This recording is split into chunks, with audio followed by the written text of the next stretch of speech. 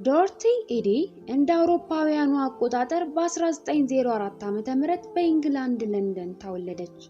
ልክ በ3 ዓመቷ አስደንጋጭ አደጋ ከመከሰቱ በፊት በመጀመሪያዎቹ የህይወቷ ጥቂት ዓመታት በወላጆቿ እይታ እንደማንኛውም ሕፃን የምትታይ ልጅ ነበረች።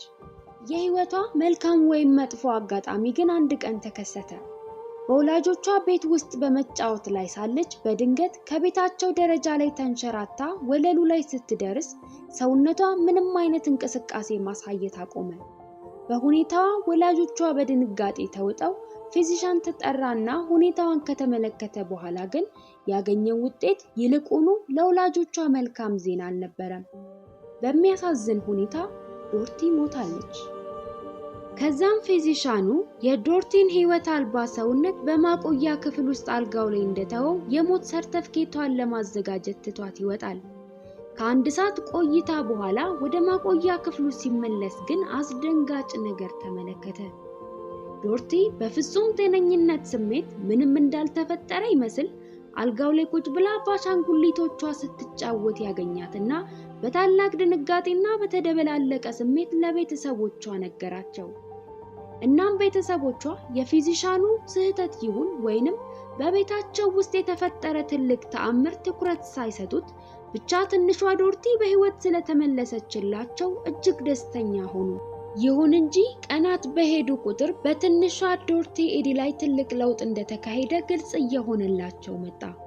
በድንገተኛና ግልጽ ባልሆነ የስሜት መለወጥ ደጋግማ ወደ ቤት መሄድ እፈልጋለሁ እያለች ከማልቀሷ በተጨማሪ ሌሊት በድንገት ትነሳና በህልሟ የተመለከተችውን በትልልቅ ድንጋዮች የተገነባ በረጃጅም ምሰሶች የቆመ ህንጻንና ውብ የአትክልት ስፍራን በመግለጽ ወደ ቤቷ እንዲወስዷት እንደምትፈልግ እየተናገረች ታለቅሳለች።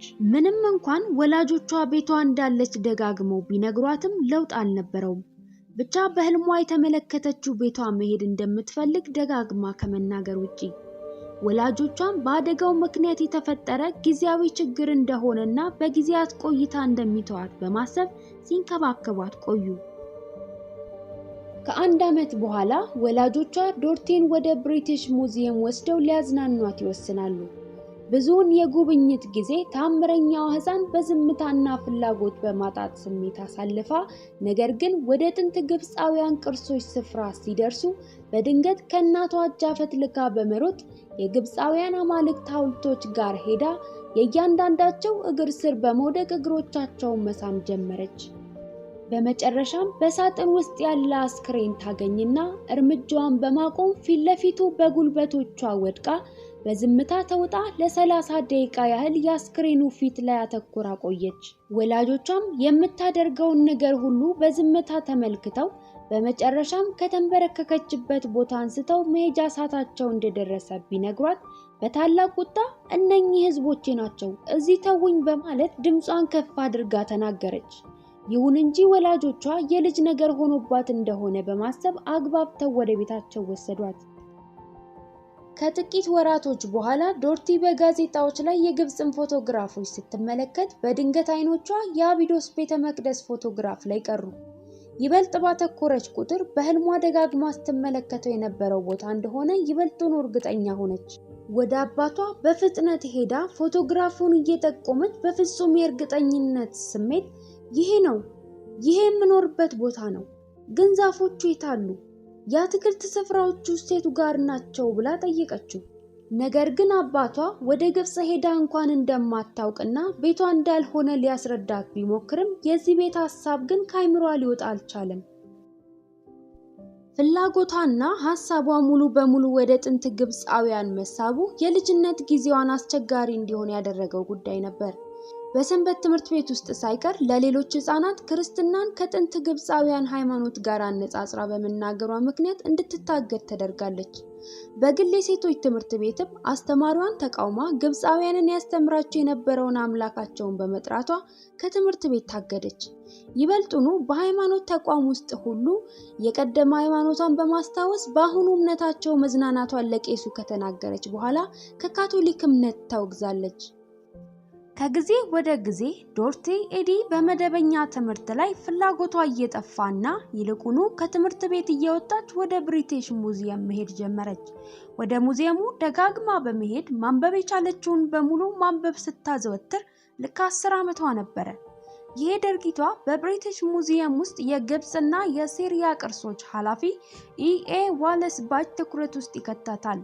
ምክንያቱም ባች በዶርቲ ህይወት ውስጥ ራሱን ተመልክቷል። ታዲያ አንድ ቀን ወደ ዶርቲ ቀረበና ጥንታውያን ምስሎችንና ጽሑፎችን ሊያስተምራት ፈቃደኛ እንደሆነ ነገራት። ታምረኛዋም ህፃን የሰጣትን እድል በደስታ ተቀበለችው። የትምህርት ጊዜያቸውን ከጀመሩ በኋላ ባች በዶርቲ ችሎታ መገረም ጀመረ።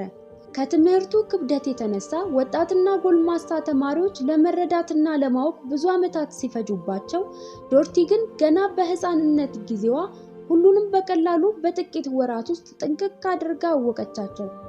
ባች እጅግ በመገረም እንዴት ይሄን ማድረግ እንደቻለች ቢጠይቃት ሁሉንም ከዚህ ቀደም አስቀድማ እንደምታውቃቸውና እያጠናቻቸው ሳይሆን በቀላሉ ዕውቀቶቹ ወደሷ እየመጡ እንደሆነ ነገረችው። ይሄ መልሷ ለብዙሃኑ እውነት የማይመስልና የማይታመን ቢሆንም ባች ግን ጥሩ አዳማጯ ነበረ። ከተፈጥሮ በላይ በሆኑና ባልተለመዱ ተፈጥሮች ላይ ጥልቅ የማወቅ ፍላጎት ያለው ሰው ከመሆኑም በተጨማሪ በመንፈሳዊው ዓለም የተለየ ተሰጥኦ ስላለው ዶርቲ ቤቷ ግብጽ እንደነበረና የግብጻውያን ጥበቦችን አስቀድማ እንደምታውቃቸው ስትናገር ባች ያምናት ነበረ። በመጀመሪያው የዓለም ጦርነት ወቅት ዶርቲ ለደህንነቷ ተብሎ ሴት አያቷ ጋር እንድትኖር ተላከች። ይህ አጋጣሚ ብዙ የግብጽ መጻሕፍትን በቦታው በነበረ የህዝብ ቤተ መጻሕፍት ውስጥ እንድታገኝና ጥናቷን ይበልጡን እንድታስፋፋ ትልቅ እድል ነበረ። ከጊዜ ወደ ጊዜ እድሜዋ ባደገ ቁጥር በጥንታውያን ግብጾች መማረኳ የልጅነት ፍላጎት ብቻ እንዳልነበረ ግልጽ እየሆነ መጣ። በ14 ዓመቷ ሁለት ተደጋጋሚ ህልሞችን ትመለከት ጀመር። በመጀመሪያው ህልሟ ቤቴ ብላ የምትጠራው የአቢዶስ ቤተ መቅደስ መስራች በነበረ ፈርዖን ቀዳማዊ ሴቲ ስትደፈርና በሁለተኛ ህልሟ ደግሞ የሃይማኖት መሪዎች ጥያቄያቸውን ባለመመለሷ ምክንያት ሲቀጧትና ሲያሰቃዩአት ትመለከታለች። ዶርቲ ለምትመለከታቸው ህልሞቿ ያላት ምስላዊ እርግጠኝነት ወላጆቿን እጅግ ስላስጨነቃቸው ወደ ህክምና ተቋም ወሰዷት። ይሁን እንጂ የትኛውም አይነት ሐኪምና ህክምና ህልሞቿን ሊያጠፋላትም ሆነ ቤቷ ግብጽ እንደሆነ ማሰቧን ሊያስቆምላት አልቻለም። ከተደረገላት ህክምናም በኋላ በቻለችው አቅም በለንደን ውስጥ ያሉ ቤተ መጻሕፍትን፣ ሙዚየሞችን እንዲሁም አርኪኦሎጂ ስፍራዎችን ሁሉ ማጥናቷን ቀጠለች።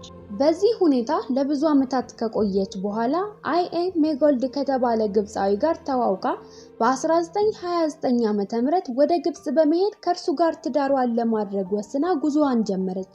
ወደ ሀገረ ግብጽ በደረሰችና ለመጀመሪያ ጊዜ እግሯ መሬቱን ሲነካ በመጨረሻም ወደ ቤቷ እንደተመለሰች ተሰምቷት በጉልበቷ ወድቃ የግብጽን መሬት ሳመች። እናም ከሜጎልድ ጋር በነበራት የትዳር ቆይታ በአጭር ጊዜ ውስጥ ዶርቲ ጸንሳ ወንድ ልጅ ወለደች። አስገራሚው ጉዳይ ግን ይሄ ሳይሆን በህልሟ ሲደፍራት ደጋግማ የተመለከተችውን ሰው ስም ሴቲ ለልጇ መሰየሟ ነው። ከዚህም በኋላ ዶርቲ ከህልሞቿ አራቀችም። በህልሟ ስዕላዊ ቀመሮች የተሳሉባቸው ገጾችን ተመልክታ በሌሊት ስትባንን ባለቤቷ ምን እንደተፈጠረ ጠየቃት። እሷም ሆልራ በተባለ መንፈሳዊ መሪ እንደተጎበኘችና እድሜዋን በሙሉ ለማወቅ ስትመኘው የነበረው በግብጽ ስለነበራት የቀደመ ህይወቷ እንደነገራት ነገረችው።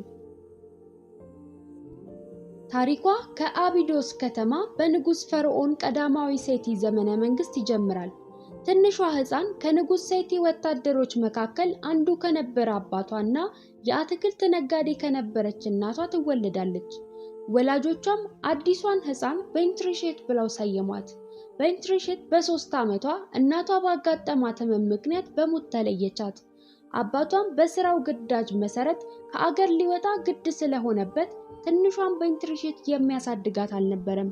በዚህም ምክንያት በቤተ መቅደስ ውስጥ እያገለገለች እንድታድግ በማሰብ አባቷ ለአቢዶስ ቤተ መቅደስ ሰጣት። በዚያም እስከ 12 ዓመቷ ድረስ ኖራ ወደ ዓለም ለመውጣት ወይንም ህግ ተቀብላ በድንግልና አገልግሎት ለመቀጠል ምርጫ ቀረበላት።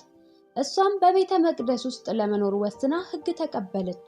ከጥቂት ዓመታት በኋላ ትኖርበት ከነበረ ቤተ መቅደስ አጠገብ በነበረ የአትክልት ስፍራ ውስጥ ስታልፍ ንጉሥ ፈርዖን ቀዳማዊ ሴቲን ፊት ለፊቷ ታገኘዋለች። ንጉሱም በውበቷ ተማርኮ የፍቅር አጋሩ እንድትሆንና የፍቅር ግንኙነታቸውን በድብቅ በአትክልት ስፍራ ውስጥ እየተገናኙ እንዲቀጥሉ በአጭር ትዕዛዝ ነገራት። ከንጉሥ ሴቲ ጋር በነበራት የፍቅር ግንኙነት በኢንትሪሼት ጸነሰች። ጽንሱም ባደገ ጊዜ በሃይማኖታቸው ሕግ ጥሳለችና ለጥያቄ ቀረበች። የሃይማኖታቸው መሪ በነበረ ቄስ ፊት ቀርባ የጽንሷን አባት ስም እንድትናገር ካልሆነ ግን በስቃይና በሞት እንደምትቀጣ ቢነገራትም ፍቅረኛዋን ንጉሥ ሴቲን በሕዝብ ፊት ላለማዋረድ ስትል ሕይወቷን ለመስጠት ወሰነች። ይሄ ነበር ዶርቲ በግብጽ ስለነበራት ሕይወት የተነገራት። ይሄውም ነበር በህልሟ ሲመላለስባት የነበረው የፍቅረኛዋ የሴቲ መልክና በሃይማኖት መሪዎች ፊት የመቀጣቷ ሙሉ ታሪክ። የተወደዳችሁ ክቡራን አድማጭ ተመልካቾቼ እስከ ቪዲዮ ፍጻሜ አብራችሁኝ ስለቆያችሁ ከልብ እያመሰገንኩ 10 ሰዎች ኔክስት ካላችሁኝ ዶርቲ ያለፈ ህይወቷን ሙሉ በሙሉ ካስታወሰች በኋላ ያጋጠሟትን ነገሮች፣ ያሳለፈችውን ህይወት እንዲሁም የተናገረቻቸውን የጥንታውያን ግብጾች ሚስጥራት በፓርት 2 እንደማቀርብላችሁ ቃል እየገባው ለዛሬ በዚህ ያበቃው።